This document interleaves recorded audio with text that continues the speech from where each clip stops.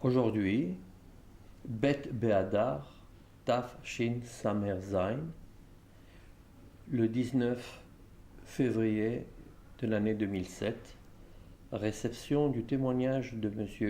Horsten Aaron à son domicile rue Maapilim à Natania. Le témoignage est reçu par Dov Gedi au nom de Yad Vashem. Monsieur Horsten, où et quand êtes-vous né, s'il vous plaît? Je suis né le 29 décembre 1929 en Pologne, Où? à Tchéchen. C'était où? C'est à la frontière tchécoslovaque, dans le sud-ouest de la Pologne. C'est situé à l'ouest de la Pologne? Sud-ouest de la Pologne. Au sud-ouest? Oui, à la frontière avec la Tchéquie. La Tchécoslovaquie? Oui. Aujourd'hui, c'est Tchéquie. Aujourd'hui, c'est la Tchécoslovaquie. Tchéquie.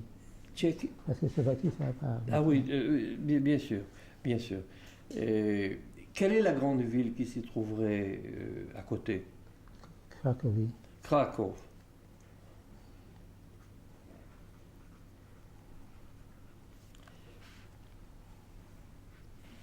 Quel est le nom Quels sont les noms de vos parents? Mon père s'appelle Dov Bernard et ma mère s'appelle Liba, de la maison de Wolf. De la maison de la maison Wolf. Vous aviez des frères, des sœurs? J'avais une sœur qui était déportée et un frère. Et un frère. Quel est le nom de votre sœur? C'est Rachel. Et votre frère? Chaim. Maintenant, vous m'avez dit que votre père s'appelait Dov Bernard, Oui. mais avait-il un nom hébreu? Dov. Dov, bien sûr. Et quelle était sa profession? Comment faisait-il pour entretenir sa famille?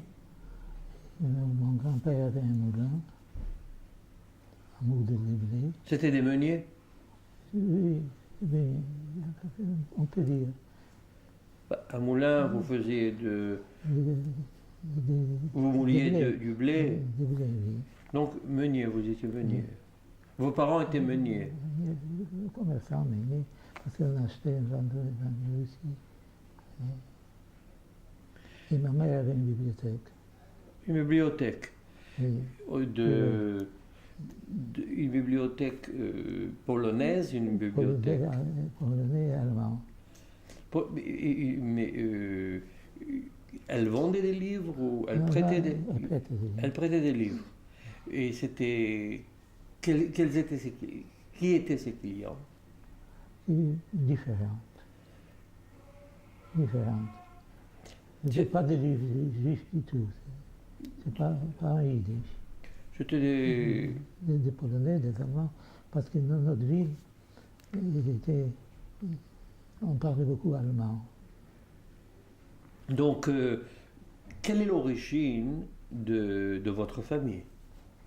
L'origine de ma famille, mon grand-père est né à Auschwitz. Votre grand-père est né à Auschwitz? Oui.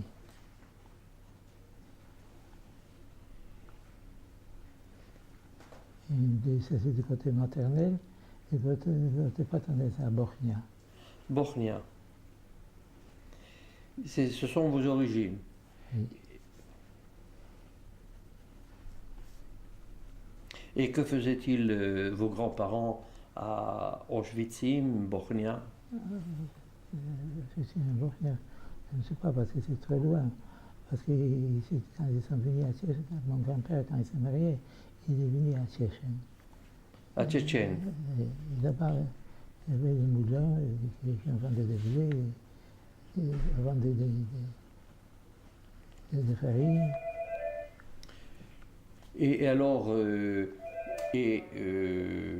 vous, en tant qu'enfant, quelle école fréquentiez-vous?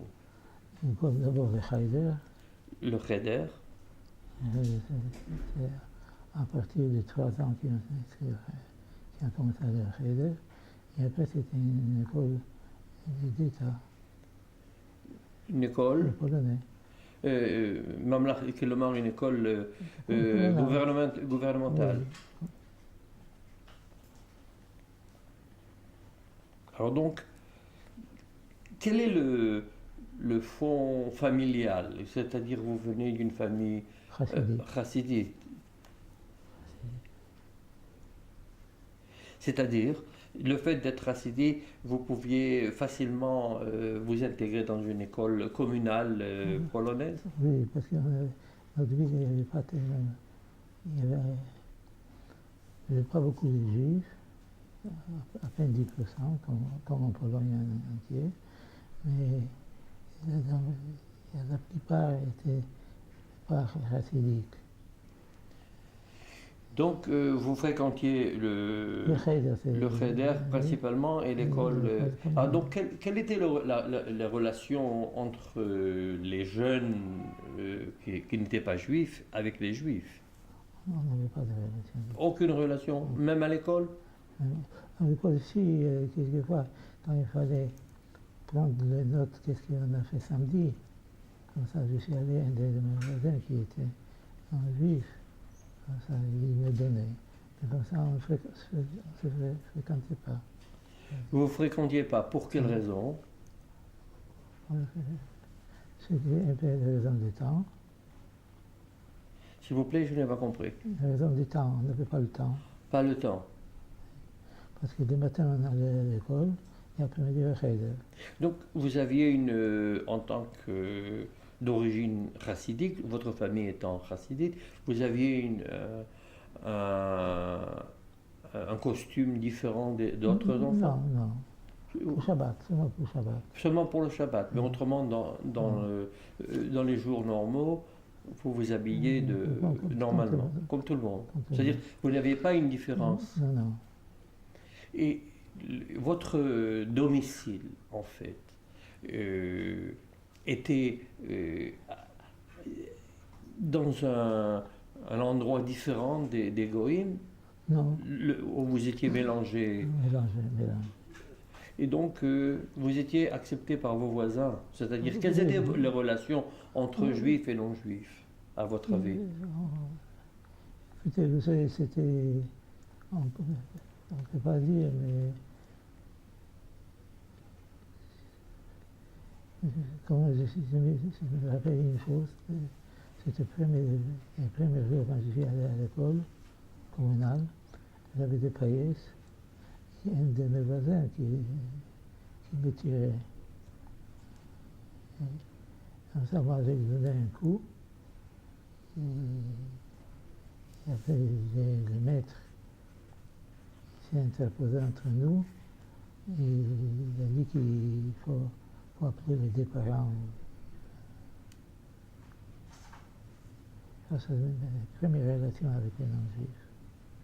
Et alors, vous, en tant que juif, vous aviez des amis, des camarades uniquement juifs. Et que faisiez-vous en dehors d'aller au Cheder ou à l'école? Que faisiez-vous pendant vos loisirs? Ça veut dire pendant les vacances? En général, les loisirs. Les loisirs, comme tous les enfants. C'est-à-dire? Jouer...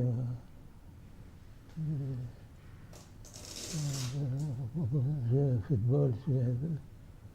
Mais pas de relation avec les Goïms? Non, pas de relation. Et vos parents, quels étaient leurs loisirs? Dans la semaine, dans les fins de semaine, ils allaient à la synagogue, bien sûr. Oui. Alors donc, et d'abord, ils étudiaient. Alors, cela se passait comment à la maison?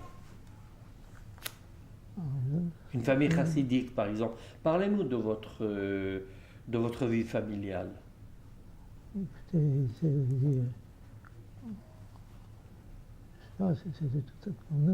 pour moi, c'est tout à fait normal. Quand on est parti à l'école pour 8 heures, et à midi, on a retourné de l'école, je faisais mes devoirs, et après, l'après-midi, on allait au Cheder. On est revenu le soir. on avait des journées bien remplies. Et votre mère travaillait à la La bibliothèque. bibliothèque, Mais c'était une bibliothèque privée, privée. c'est-à-dire qu'elle s'occupait d'acheter des livres Des et prêter les livres, et livres. prêter des livres. Oui. Et le fait, Il n'y avait pas quelque chose de spécifiquement juif, parce que c'était des livres,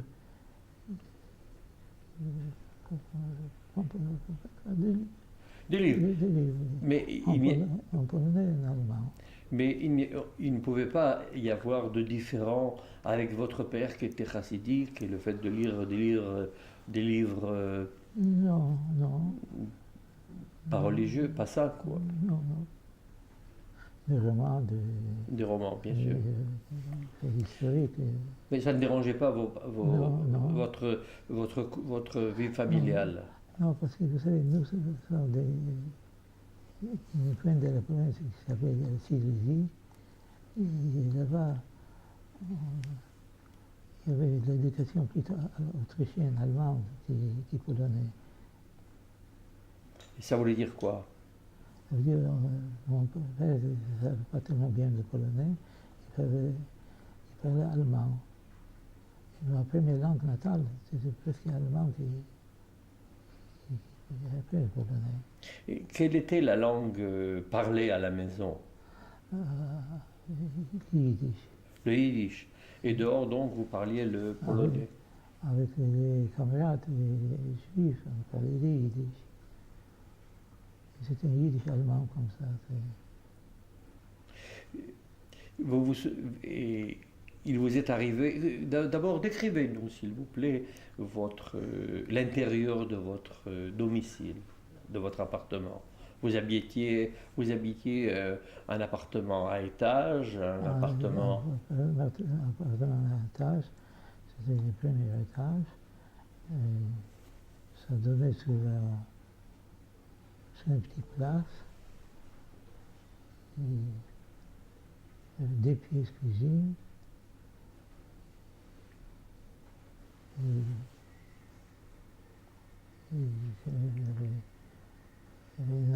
Dans la chambre, dans le salon, il y avait une grande armoire avec beaucoup de livres. Des livres religieux, des livres religieux. Et d'un côté, il y avait des livres d'art. D'art. D'art, oui. C'est-à-dire qu'il y avait deux mondes dans votre domicile, à l'intérieur de votre domicile. C'était un monde, c'est pas des mondes, mais c'était un monde Culturel. oui. Et il y avait un dialogue entre ces deux mondes, entre le monde laïque et le monde religieux. C'est-à-dire qu'il y avait un courant qui pouvait passer. C'est normal, on vivait normalement. Qui lisait par exemple les romans à la maison? Ma mère. Et vous? On était trop petits.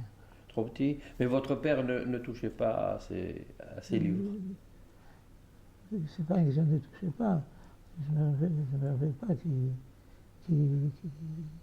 lisait ça. S'il vous plaît? C'est pas une question parce qu'on me dit on ne touchait pas, ça veut dire que c'était tarouf. Ouais. C'est défendu, c'était pas ça. Il les lisait pas. Il a ses livres. Et vous vous souvenez, Monsieur Holstein, les Shabbats à la maison, les jours de fête? Shabbat à la maison, comment ça se passait? Ça se passait, le matin on arrivait à la synagogue. D'abord, y avait-il une préparation du Shabbat? La préparation du Shabbat, c'est vendredi. Oui, bien sûr. Oui, comme ça. Nous, on était à l'école, parce que c'est vendredi, on est à l'école. Et après-midi, on n'avait pas de cheder, c'est vendredi. Je ne sais pas comment vous décrire ça. Shabbat où on sortait se promener, où on allait chez les familles, chez mes grands-parents qui habitaient dans la même ville, où on allait se reposer. Mais dans le courant de la semaine, par exemple, on pouvait aller, vous alliez au concert, vos parents allaient au concert, allaient au théâtre peut-être, les loisirs. Au théâtre. Concert, je ne me rappelle pas. Théâtre. Mais cinéma, un théâtre, cinéma. Cinéma, oui. Et donc ça le dérange. Vos parents n'avaient pas. Mais ils n'étaient pas ensemble. Comment? Au théâtre, mon père n'allait pas. C'était votre mère.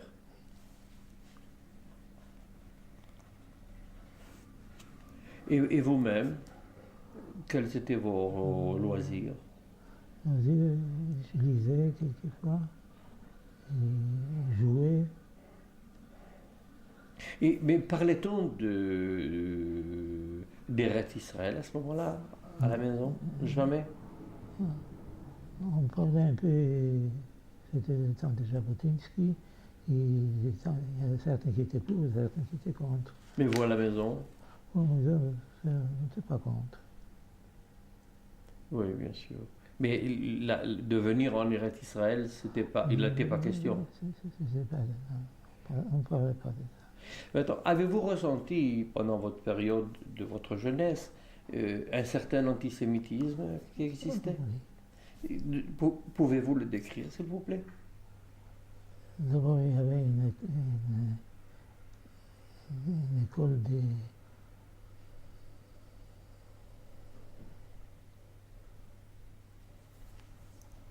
Dans cette école-là, il y avait beaucoup d'antisémites qui, quelquefois, ils s'attaquaient aux Juifs. Ça se manifestait de quelle façon? Ils se manifestaient de quelle façon? Et, on faisait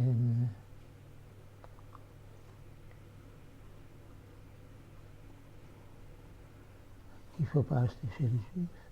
Déjà. Donc, est-ce que le commerce de vos parents a-t-il souffert de ces slogans? Non. Non, parce que la bibliothèque de ma mère, c'était comme privé, c'est l'unique. Et elle avait des livres beaucoup anti-allemands, antifascistes. C'était déjà presque un risque d'avoir une notion anti-allemande, antifasciste, alors que dans cette Pologne, n'était-il pas dangereux d'avoir une bibliothèque de cet ordre-là? Non, en Pologne, non, parce que les Polonais, les Allemands étaient contre les Polonais aussi.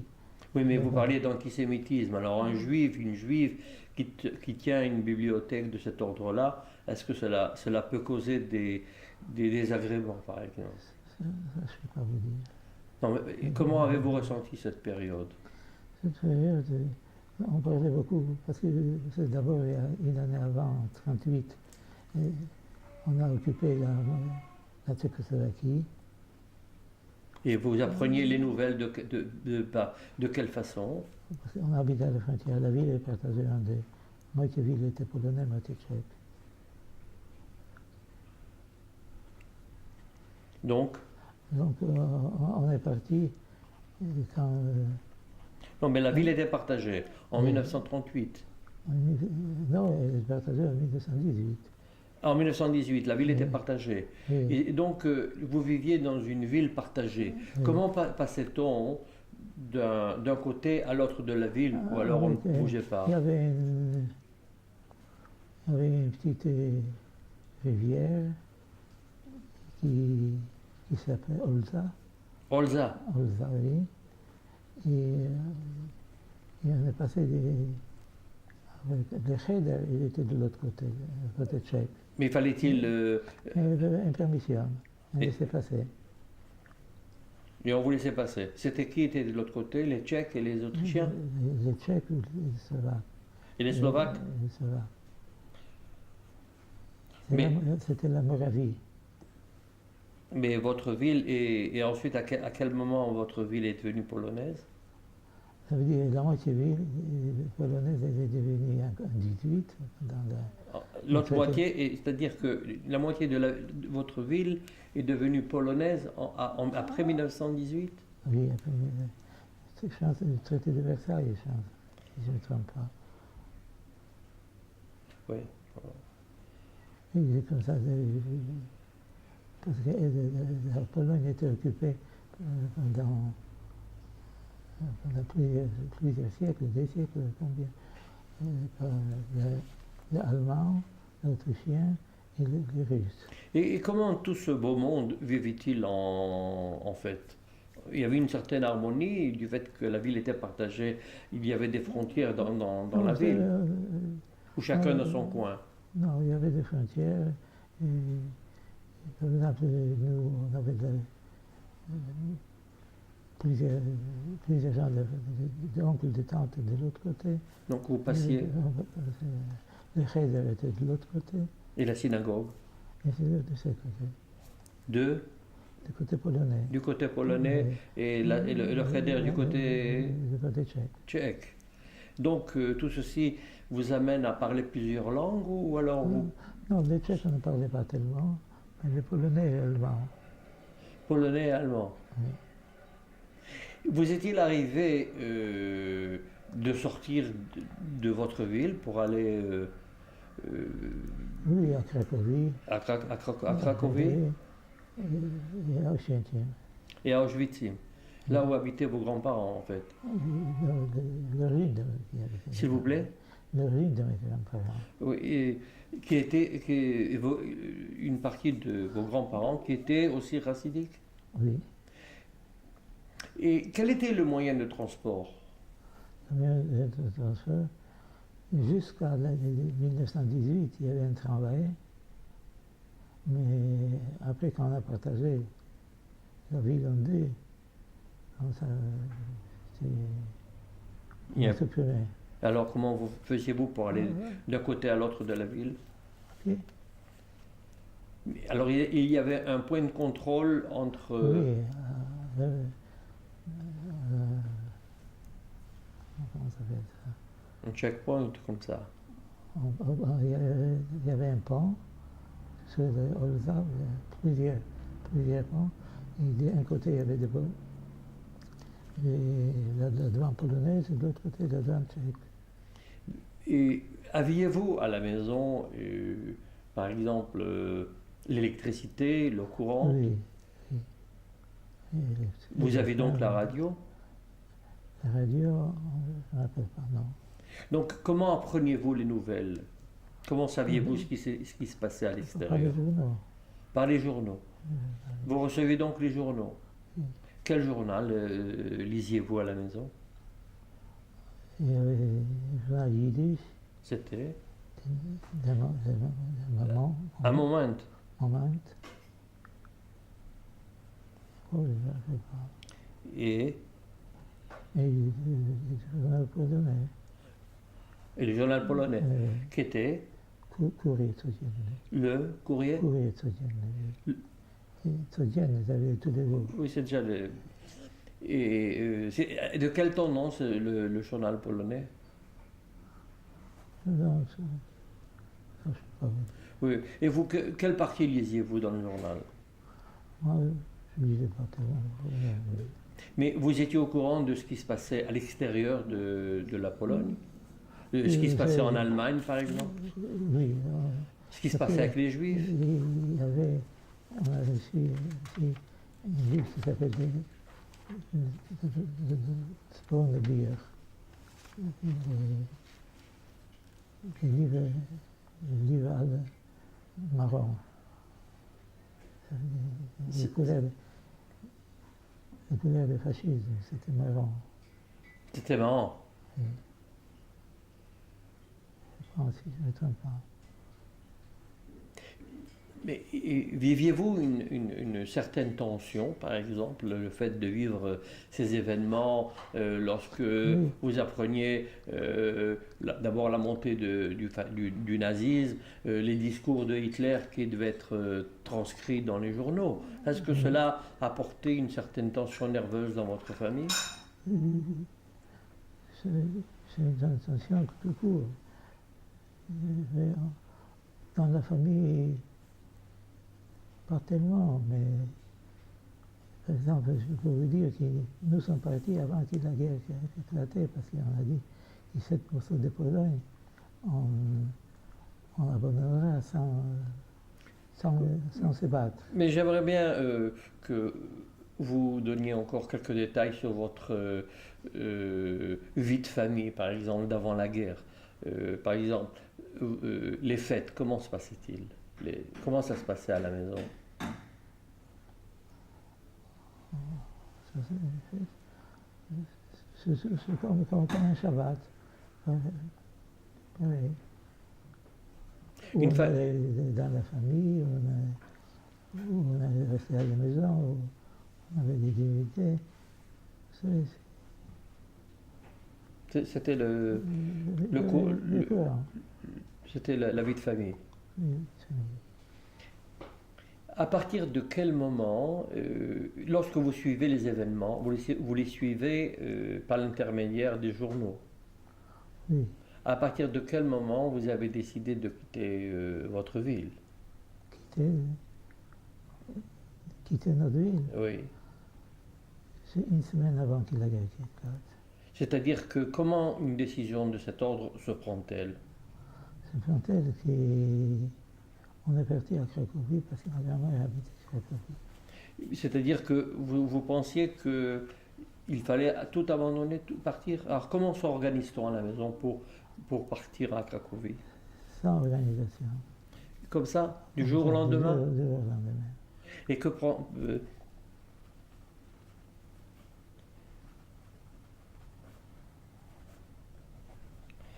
et que prend-on avec comme bagage?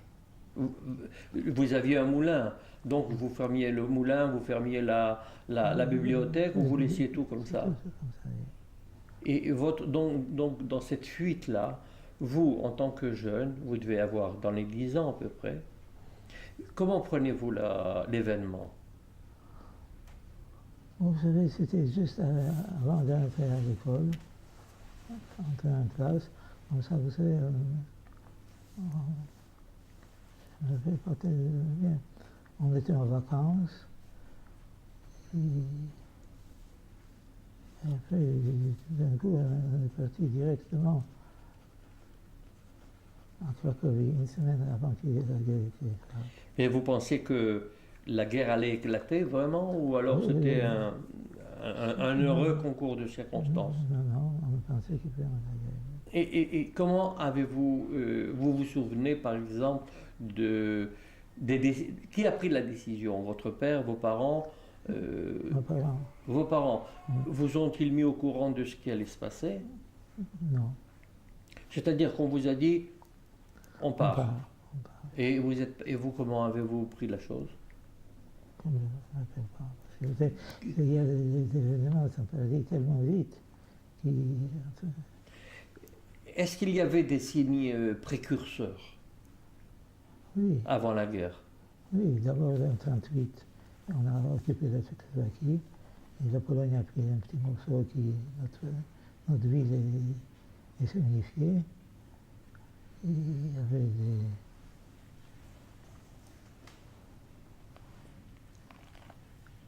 on a évacué tous les juifs d'Allemagne, tous les juifs qui sont étrangers qu'on a mis, qu'on a expulsés. Mais vous vous souvenez à quel endroit on les a expulsés? Oui, parce que c'était À Zbochin? Vous parlez à Tchétchène. À Tchétchène. À Tchétchène et à Zbochin? C'était bizarre, à Tchétchène même. Mais ça, vous étiez au courant de cet événement? Oui, je suis au courant parce que il y avait sous les ponts, on a expulsé les Juifs des Tchécoslovaquie À Tchétchène? à Tchétchène, et ils sont passés par les ponts, et les Polonais ne laissaient pas entrer. Comme ça, il y en a certaines qui sont restées sous les ponts pendant quelques jours. Comme ça, il fallait les apporter à manger. C'est-à-dire que vous leur avez apporté une certaine aide à ces expulsés?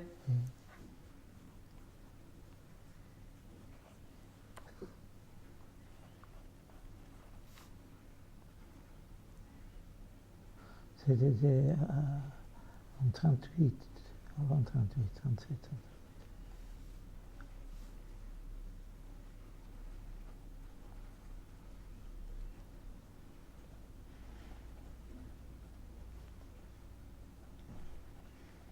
Et de quelle façon aviez-vous apporté votre aide en leur apportant individuellement de la nourriture ou c'était organisé par la communauté? Ça, je ne sais pas vous dire. Mais vous, en tant qu'enfant, Je savais que ça existait. Que ça existait. Oui. Comment, pour revenir à notre question, j'aurais voulu vous demander de nouveau une autre question sur votre vie familiale. Comment respectiez-vous la cacheroute, le Shabbat, par exemple l'extinction des feux, qui était le goy du Shabbat? Il y avait je ne peux pas dire une femme de ménage, une non-juive qui fait tout ça. Qui était l'électricité. Mais vous, à l'école, vous n'alliez pas le Shabbat ou vous n'écriviez pas? Non, je n'ai pas à l'école le Shabbat. Pas du tout. Alors donc vous n'alliez pas à l'école ni le Shabbat ni le dimanche? Oui. À tel point, pour vous dire, dernièrement, c'était la dernière année en Pologne, c'était pour la religion qui même Purim, on n'allait pas à l'école. Même des fêtes qui ont pu, on était libérés. Vous venez d'énoncer le mot Purim. Comment se passait la fête de Purim? Puisque vous fréquentiez l'école communale polonaise, vous alliez au Cheder, donc où se passait la fête de Purim? D'abord, j'ai mon oncle qui était rave. C'est votre souvenir d'enfance, Purim? Pas spécialement, mais c'est la vie des... Pour toutes les fêtes, ça, on ne cherchait pas à savoir. Purim, par exemple. Décrivez Purim, s'il vous plaît, tel que vous l'aviez vécu. Franchement, je veux dire, il y a tellement de choses qui se passaient que j'ai oublié. Mais, quelle est la fête qui vous a le plus marqué dans votre enfance? Pessah. Pessah. Vous vous souvenez de Pessah? Vous pouvez le décrire? La nuit du Seder, par exemple? Oui, la nuit du Seder, on a toujours des limités pour le Seder. On faisait le Seder dans la Haggadah. Les enfants demandaient de Manishtana. Enfin, pas de quelque chose de spécial. Vos parents, votre père par exemple, avait-il un habit, était-il habillé d'une façon particulière ou de manière chassidite, c'est-à-dire le caftan, le chapeau? Le pas le caftan, mais il ne portait pas de veste. Il portait des choses longues. Mais c'est le différencier des autres... Oui. D'abord la barbe. Et donc, les clients de vos parents, enfin de votre père, c'était des paysans. C'était des paysans qui respectaient, qui avaient des bonnes relations, telles que vous pouviez le voir. Je ne me rappelle pas d'avoir de mauvaises relations. Mais à aucun moment, les bonnes relations ont-ils changé de ton Ça, je ne sais pas savoir. Alors donc, vous avez pris les bagages un jour de 1939, le jour quelques semaines ou une semaine avant la guerre. Oui, Et vous avez tout abandonné. Tout Et vous êtes abandonné. arrivé à Krakow. après, Alors, qu'est-ce qui se passe alors à Krakow? à Krakow, on restait 3-4 jours là-bas. Et Cracovie, la guerre éclatait un vendredi, le 1er septembre. Et on s'est décidé de partir à l'est. Vers l'Est. Oui. Et de quelle façon? Et de façon tout de moyenne. D'abord, comment êtes-vous arrivé de Tchétchine à Krakow? Par train. Par le train. Oui, Mais le train était bondé ou alors personne ne s'en rendait compte? je ne me rappelle pas parce que je ne sais pas si on allait directement jusqu'à Cracovie. On essayait de dédier des vacances à Cracovie. Ah, d'accord. Donc vous êtes arrivé à Krakow chez vos grands-parents. Ma grand-mère, oui. Comment avez-vous trouvé la ville de Krakow à la veille de la guerre? Telle que vous vous souveniez, bien sûr. Pas changé. C'est-à-dire qu'il y avait un certain calme, pas une Pas- sorte de tension. Non. C'est-à-dire que vous pouvez dire que la guerre vous a surpris?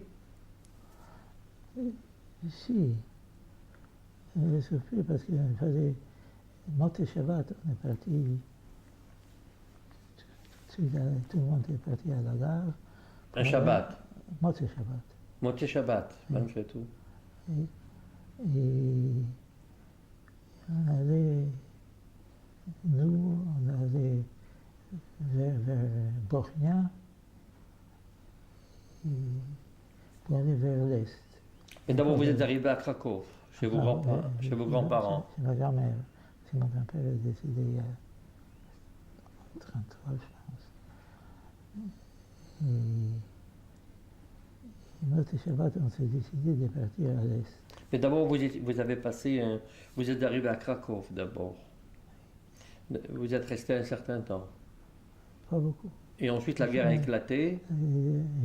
Et Nous, on avait 10 ans, on arrivait lundi à Krakow, et la guerre a éclaté vendredi. vous êtes arrivé quand, s'il vous plaît? Je n'ai pas compris. Un lundi. Un lundi et vendredi, la guerre a éclaté. C'est-à-dire que vous avez eu le temps de quitter Krakow. Non, quitter Krakow, on était notre Shabbat. Et alors, vous partiez vers l'est. Vers où? Vers l'est. C'est pas. Mais c'était pas dans une direction bien définie.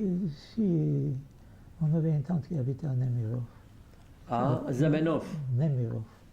Nemirov. à Nemirov. C'est à côté de Lvov.